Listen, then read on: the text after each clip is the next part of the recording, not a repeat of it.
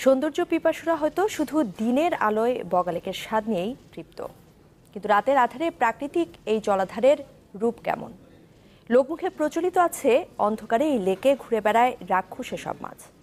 তবে কি অভিযাত্রীদের কাছে ভয়ঙ্কর রূপে ধরা দেয় রাতের বগালেক?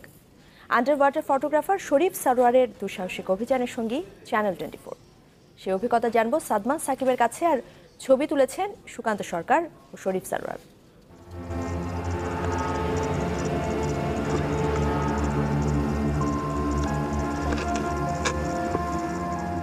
মিথ, কল্পকাহিনী আর রহস্যের বগালেক, যা কিনা পার্শ্ববর্তী পাহাড়িদের কাছে একসাথে পবিত্র আর ভয় মেশানো এক জলাধার।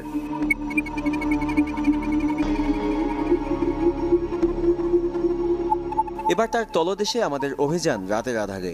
রাতের নীরবতা যেন পুরো পরিবেশকে পাল্টে দেয় অনেক বেশি। গা ছমছমে এক ভিন্ন জগৎ।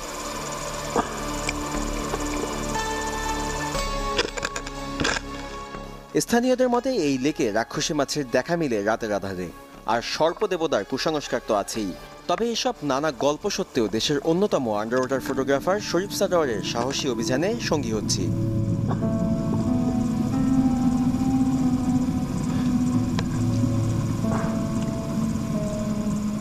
ঝুঁকিটাও কম ছিল না। এই যেমন পাহাড়ের পাদদেশে প্রাকৃতিক লেকে ইলেকট্রিক ইলের মতো বিপজ্জনক মাছেরও দেখা মিলে, যেটা এমন অভিযানে বিপদের কারণ হতেই পারে।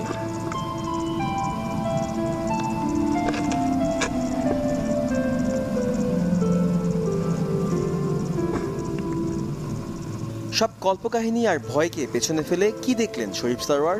রাতের আধারে বগালেকের তলদেশে কতটুকু ভিন্নতা রয়েছে?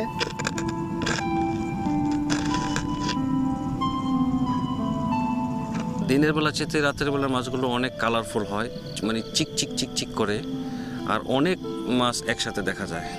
আচ্ছা, দিনের আলোয় যে মাছগুলো আপনি দেখেছেন, রাতের আধারেও কি সেই মাছগুলোই দেখেছেন নাকি কোনো ভিন্নতা ছিল? একই মাছ দেখেছি, আবার নতুন ধরনের কিছু মাছও দেখেছি যেগুলি আমি দিনের বেলায় দেখতে পাইনি।